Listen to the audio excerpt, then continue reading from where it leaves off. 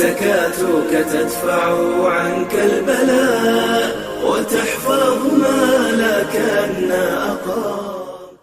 الحمد لله والصلاة والسلام على الذين اصطفى.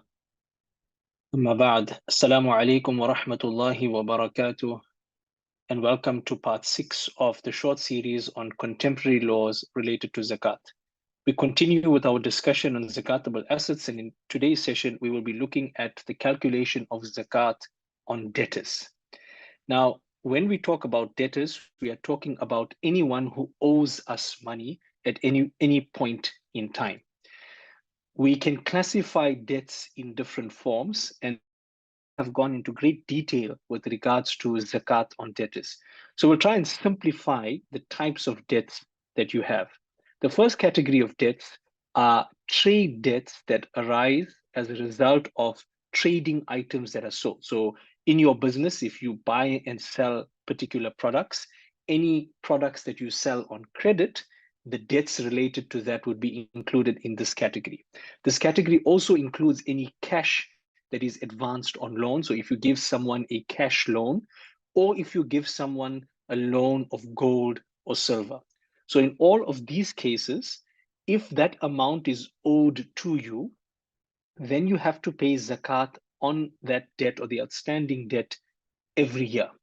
You have to pay zakat on that every year. So for example, if you've lent someone 100 rands, in year one, if they haven't paid you back, you would pay 2.5% of the 100 rands. In year two, you would now pay 2.5% of the 100 rands less the previous year's zakat that was payable, and so on until such time as that debt is paid. Now, you do have the leeway that you can actually physically discharge the zakat when the loan is paid, but you do need to make sure that you pay zakat for all outstanding periods. The second category of debts that you have are non-trade debts.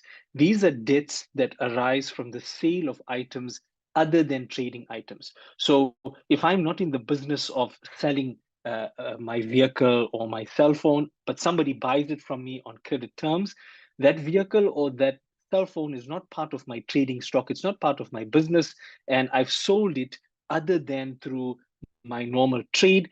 In that instance, zakat is only payable in the year that that debt has been repaid. So we don't have to pay it for the outstanding years. It's only payable in the year of receipt. And then you have other debts, debts that arise from inheritance, the mahar or the dowry, wages, provident fund payments, etc. In that instance, zakat is not payable. So zakat is not payable on those items. It's only payable if you receive the funds and a year passes on that, and it's included in your zakatable assets on your annual zakat date. So these are the three categories of debts and how we have to treat them for zakat purposes. So we spoke about trade receivables. Zakat is payable on them on all periods. If you have doubtful debts, so you have somebody that is unable to pay you the debt, in that instance, you don't need to pay zakat on the doubtful portion of the debt, but you need to be pretty certain that that person is not going to be able to pay you. If subsequently you do recover those bad debts, then you will pay zakat on the bad debts that are recovered, added on to your normal zakatable assets. And if they're still in your possession, you will pay zakat on that. If you have prepaid expenses, so you've paid something in advance, or you've paid something towards a future expense or future purchase, in that instance, that item has now come out of your ownership. You've actually paid it in exchange for something that you're going to be receiving in the future, and you have to make either subsequent payments, or that person is going to have to give you something in exchange in the future. In that instance, you do not have to pay zakat on that. Rather, the amount will now be included in the zakatable assets of the seller. And then we have deposits, and deposits are quite an interesting one, where sometimes you have a deposit that you are putting towards the total cost of an item. Again, similar to prepaid expenses, if you put a deposit on your vehicle and you're going to be paying for it over a period of time, in that instance, that has now come out of your ownership, and that will now be for the purposes of the seller. But then you have a refundable deposit, where a deposit is given and the understanding is it's going to be returned to you, for example, a rental deposit or an electricity deposit, etc.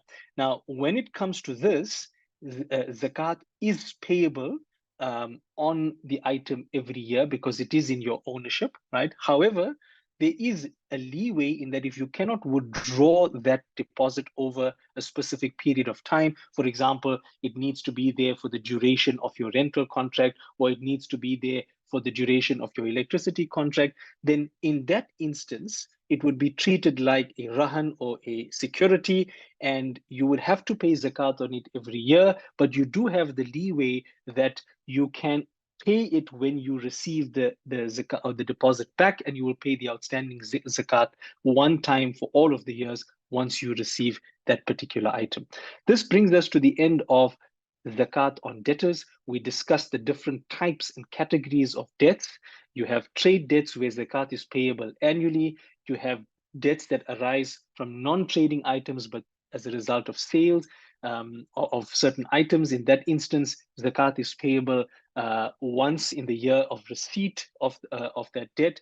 And then you have other debts that arise from non-trading items and non-sale items like your mahar, your inheritance, and those types of things. Their zakat is not payable, except, of course, if the wealth is still in your possession on your particular zakat date. Subhanallahi wa bihamdihi, subhanakallahumma wa bihamdika, nashhadu an la ilaha illa anta nastaghfiruka wa natubu ilayk.